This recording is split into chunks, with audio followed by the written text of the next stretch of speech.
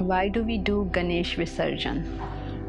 This is a very popular festival of Mumbai where almost the whole city gets involved in the Ganesha festival. And the whole festival, just like any other thing that is done in the Hindu culture, in the Indian tradition, is done as a allegorically significant ritual. The whole festival represents the spiritual path. So what is the spiritual path? The spiritual path contains of two distinct parts. The first part of the spiritual path is the creation of the thought of God, creation of the love for God. Today, the human mind is consumed by many thoughts. We have many thoughts of the world, we are involved in the world, we get upset with the world, we have negativity, disharmony with the world. And all this thing bothers, agitates our minds. So when we come to the spiritual path, our thoughts get elevated to something higher. They get elevated to the thought of God. When they get elevated to the thought of God, our dysfunctional relationships with the world cease to exist. We are in harmony with the whole world. We become objective towards the whole world.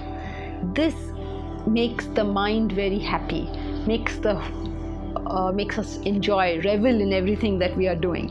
So that's the festival, that's the celebration. Our thoughts are being put onto God, and the feeling that is generated out of it is all this happiness and cheer and festivity. So on the spiritual path, as our mind gets established more and more on the thought of God, the self, or Atman, Brahman, whatever you choose to call that, as our thoughts get elevated to that, our life becomes a festival. This is the first part of the spiritual path, where all the time you struggle to put your mind on God and you enjoy the fruits of that kind of thoughts. Then there's a second part to it, right? So the whole festival, for 1 day or 5 days or whatever days you do it, creation of the thought of God. There's all the bhajans and all the puja and all the people and whatever is happening, it's all around Ganesha at that time. The whole city is just Ganesha, Ganesha, Ganesha.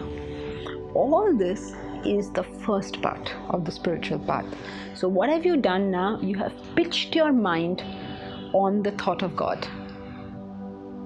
You've come single-pointedly to that thought.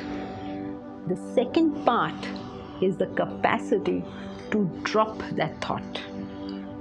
This is an important part of the spiritual life. So you worship Ganesha, you worship him, your thoughts are completely filled with him. And then on the last day, you dissolve that last thought into the infinite ocean. Even the thought of God has to drop for us to realize the self. We use the thought of God to remove all the other thoughts of this world.